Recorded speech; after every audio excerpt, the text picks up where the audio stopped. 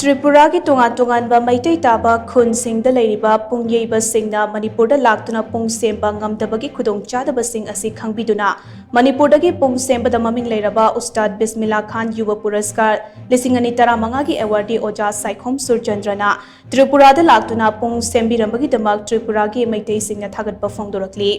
त्रिपुरादा खुंदारिबा मैतै पुंगयैबसिंगना फोंदोरकपगी मतुंग इन्ना त्रिपुरादा खुंदारिबा Meitei सिंगी खनबिदुना असिगुंबा थबकसिंग asi pangthok pibagidamak Saikhom सुरचंद्रगी मयाम्बा लेबाकना सखंगनरबा पुंगशेंबा ओजा Saikhom Birbal मंगांगबुसु थागतली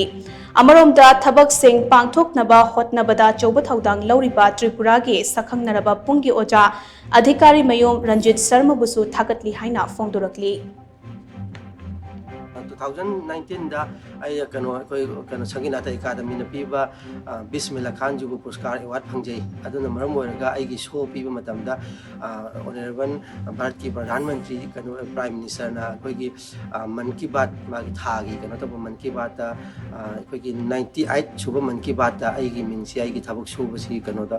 show the यंगबीरगा prime minister ना आईबु पुथोलगा ngangbigi ba haitare aduna maram ओरगा 26 जनवरी से अखोगी बार्टोन तौरई अदुन हंदकी सो मोय बार्टोन कनो थारकनबा ngaidana leiraba haitare adu kaigum tharagadi aikoi pungsi kano to bunga moidu losinba ngamoidumina pung khara tingamdabida I chatpa tari tharak dragana adum makha nomni son tharaga adum leijagini